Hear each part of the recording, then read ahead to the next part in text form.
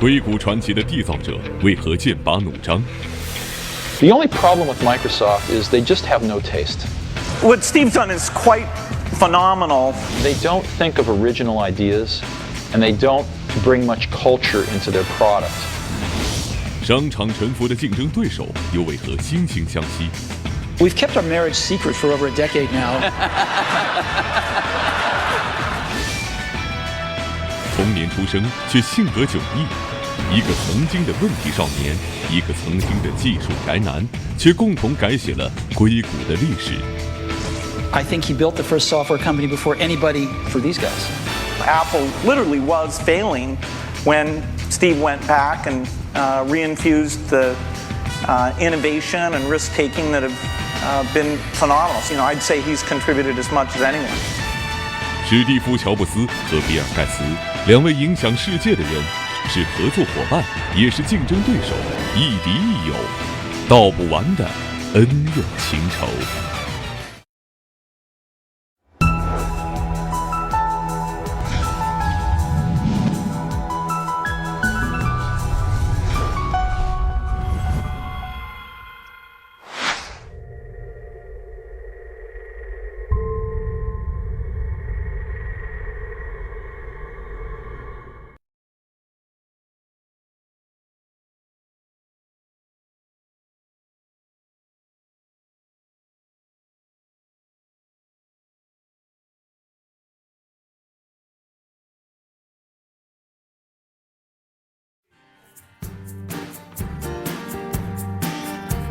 Ladies and gentlemen, my name is Steve Jobs.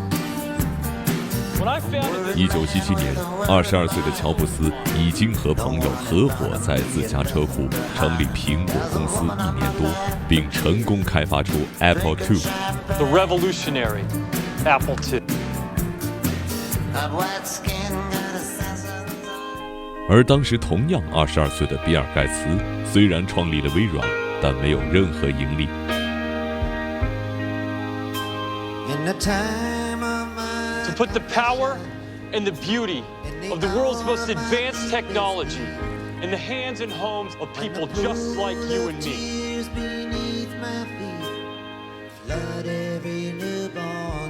也正是在这里，乔布斯结识了毫不起眼的比尔·盖茨。在未来的30年里，这两位1955年出生的普通人改变了整个世界。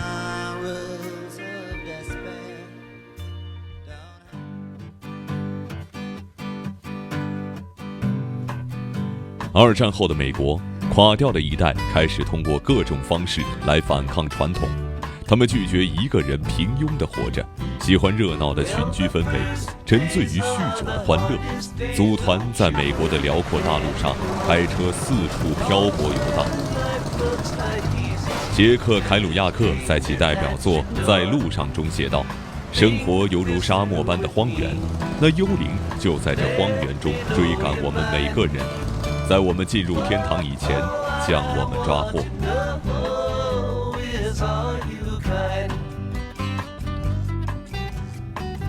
当电脑在70年代作为一种新的技术出现的时候，实际上是与另外一种东西是交织在一起的。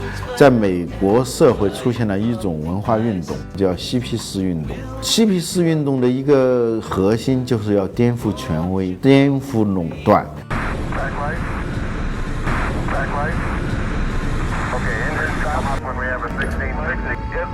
时代的潮流孕育了颠覆的一代人。1969年7月20号，美国宇航员阿姆斯特朗首次登陆月球。然而另一面，20天后的伍德斯托克音乐节上，吉米·亨德里克斯演奏起美国国歌时，激动的观众将指引这个国家前往越南的星条旗撕碎。 这个时代的美利坚可以征服宇宙，但是越战的残酷和种族问题横行，却无法平抑一代青年的苦痛与虚无。有人将绝望诉诸暴力，有人将情绪宣泄在音乐，有的人却在呆板的显示器前滋养梦想，野蛮生长。I ran into my first computer when I was about 10 or 11. And it's hard to remember back then, but I'm an old fossil now. I'm an old fossil. So when I was 10 or 11 was about 30 years ago. And no one had ever seen a computer. To the extent that they'd seen them in movies, and there were these big boxes with whirring. For some reason, they fixated on the tape drives as being the icon of what the computer was, or flashing lights somehow. And so nobody had ever seen one. They're very mysterious, very powerful things that did something in the background. 2013年的博鳌亚洲论坛上，老友记摄制组记录了比尔盖茨的演讲全程。Reminds me when I was young and people thought of computers in a very different way than they do today. Computers were very expensive and only a tool of large organizations. The vision that I had was that a computer was something that everyone would have a chance to use. And of course, that would require a breakthrough in terms of the software and the entire software industry. And now, of course, those dreams have largely been achieved. All of you have a phone computer that's way more powerful than any of the computers of those days. 如今，人们早已进入手机主导的移动互联时代，微软也早已成为了软件帝国的霸主。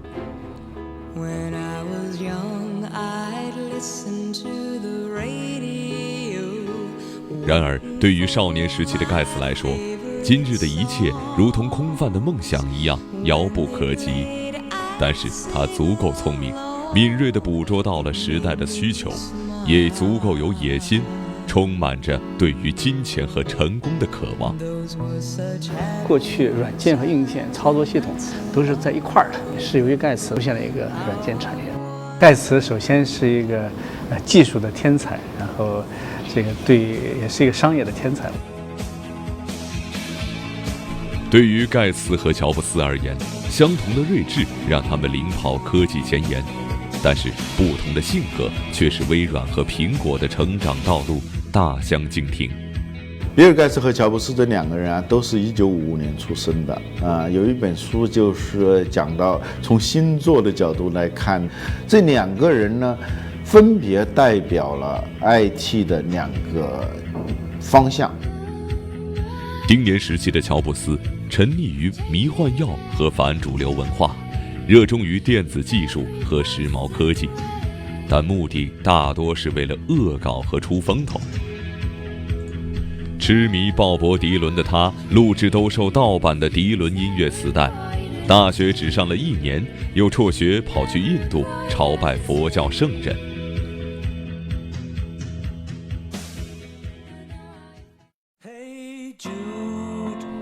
而与乖张古怪的嬉皮士少年乔布斯相比，比尔盖茨是正统家庭中的书呆子。12岁开始接触编程语言，一直醉心于编程的研究，俨然一位科技宅男。比尔盖茨代表的是一种比较现实的、比较唯物、比较功利的这样一种美国梦。乔布斯呢，代表的是一种比较追求精神价值、追求个人自由、追求个性化的这样一种美国梦。这也应该说是美国梦的两面，而比尔盖茨和乔布斯分别就代表这两面。1980年，电脑主体巨头企业 IBM 宣布进军个人电脑，而软件系统的提供者就是微软公司。而这一年上市的 Apple III 却销售惨淡。25岁的乔布斯在公司的内部重组中被剥落实权。也正是在这一年，盖茨和乔布斯共同的偶像约翰·列侬在纽约街头被歌迷枪杀。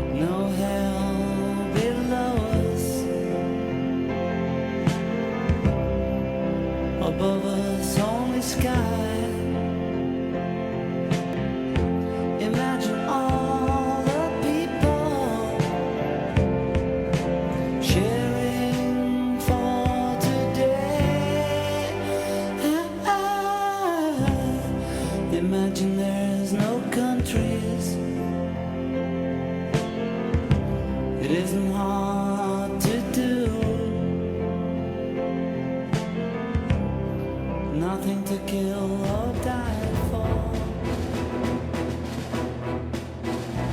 饱受内忧外患的乔布斯决心另起炉灶，他招聘了一个新团队，研发他的新产品麦金塔电脑。这一次，他的竞争对手不仅仅有蓝色巨人 IBM， 还有同公司的丽莎电脑。他向自己的麦金塔团队宣扬了当海盗不要当海军的信条。叛逆的思想让团队的年轻人血脉喷张，他们要像一群侠盗一样行事。与此同时，乔布斯邀请盖茨团队为他的麦金塔电脑开发图形界面。在此之前，个人电脑还只能依靠输入负载的命令来进行操作，而图形界面的出现使人们可以利用鼠标点击图标操作电脑运行。这项今日早已司空见惯的方式，在当时可足以让世人为之疯狂。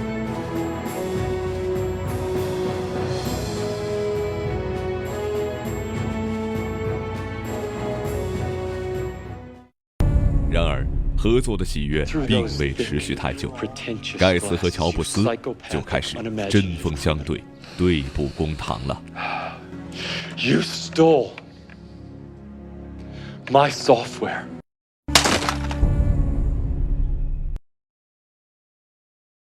这个图形界面技术叫 GUI， 是施乐实验室发明的。这个乔布斯呢，得知有这么一个施乐有这个技术的时候，他想办法跟施乐的人接触。施乐的人当时也没有太防着他，就给他看了。他就了解了这个东西。当时那个比尔盖茨呢，但也他是一个精明的商人，他知道这个东西这样一个这种技术呢是一定非常有前途的，就把他的这个操作系统这个 MS-DOS 就改造成就是我们今天看到的这个 Windows。当年就苹果差点陷于这个经营危机，差点破产。一场血雨腥风的商场争斗在苹果内部拉响。乔布斯亲手创立的苹果公司因为派系斗争面临分崩的边缘，而他本人被董事会剥夺了继续在苹果工作的权利。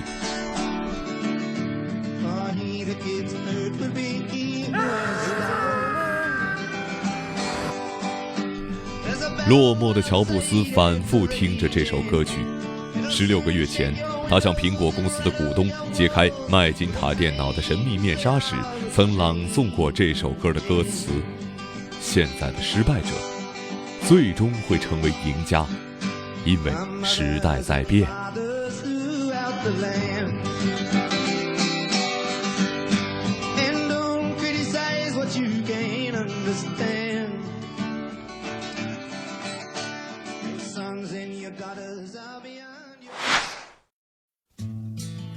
在乔布斯被苹果流放的10年里，盖茨开启了微软的 Windows 时代，并于1995年荣登世界首富的宝座。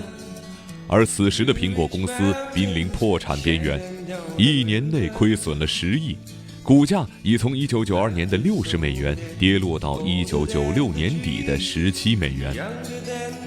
The Apple ecosystem playing the game of, for Apple to win, Microsoft has to lose. And it was clear that you didn't have to play that game because Apple wasn't going to beat Microsoft. Apple didn't have to beat Microsoft. Apple had to remember who Apple was. It was just crazy what was happening at that time, and Apple was very weak. And so I called Bill up and we tried to patch things up. 1996年，乔布斯重回苹果。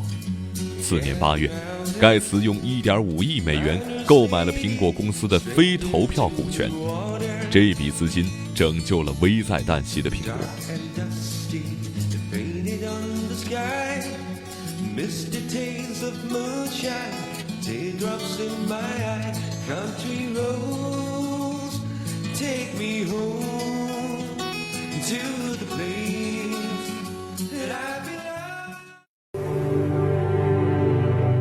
Here's to the crazy ones, the misfits, the rebels, the troublemakers, the round pegs in the square holes, the ones who see things differently, They're not fond of rules, and they have no respect for the status quo.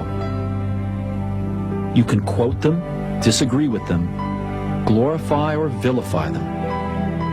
About the only thing you can't do is ignore them, because they change things. They push the human race forward. While some may see them as the crazy ones, we see genius. Because the people who are crazy enough to think they can change the world are the ones who do.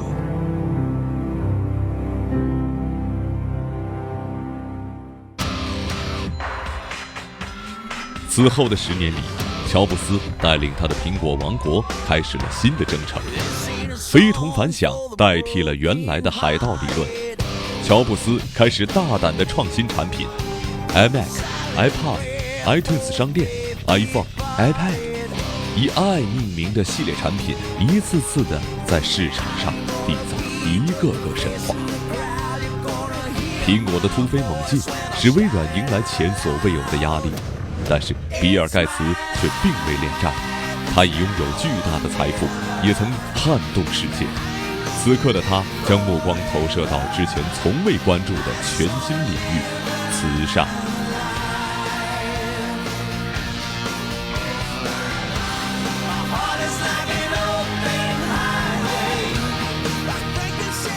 Now, during the time I worked at Microsoft, I wasn't studying the problems of the poorest. I simply had a glimpse that there was something to be solved there, but it wasn't my full-time work.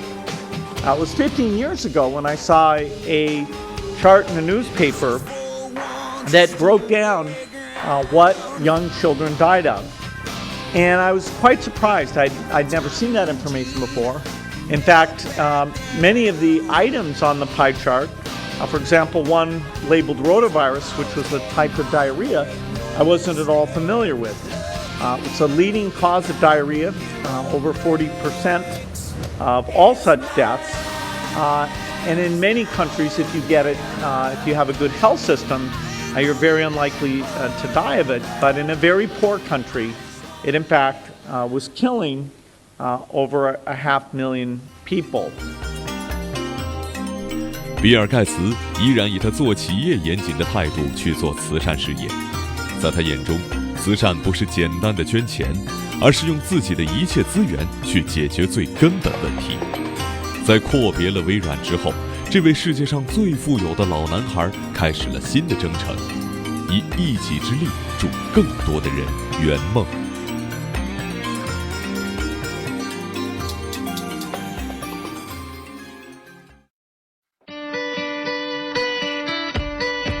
2007年，52岁的史蒂夫·乔布斯和比尔·盖茨最后一次同台接受采访时，乔布斯曾开玩笑说，他和盖茨已经秘密结婚10年。We've kept our marriage secret for over a decade now. 并用一句歌词来形容他和盖茨的感情。这时，大家才发觉，在过去的30年里，他们曾无数次相互指责和谩骂。但又是最了解彼此的人。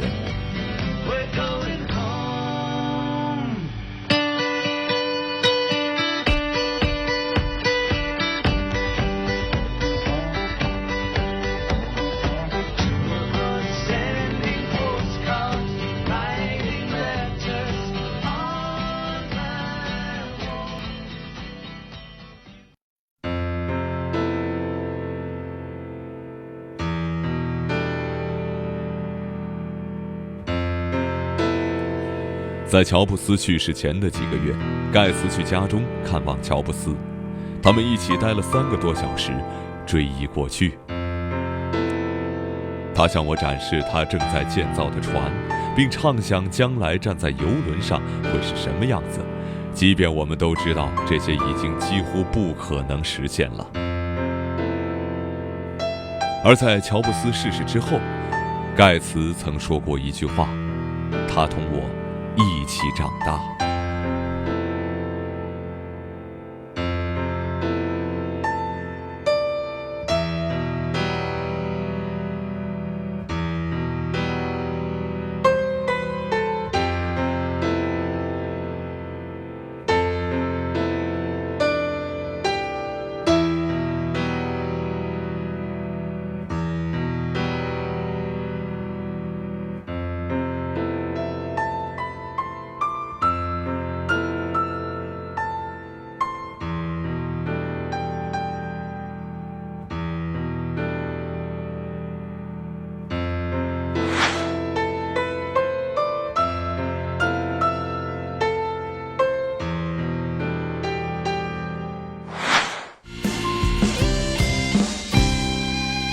好久不见了，我的老朋友，你的笑容灿烂依旧，紧紧握住你久违的双手，我的泪水止不住的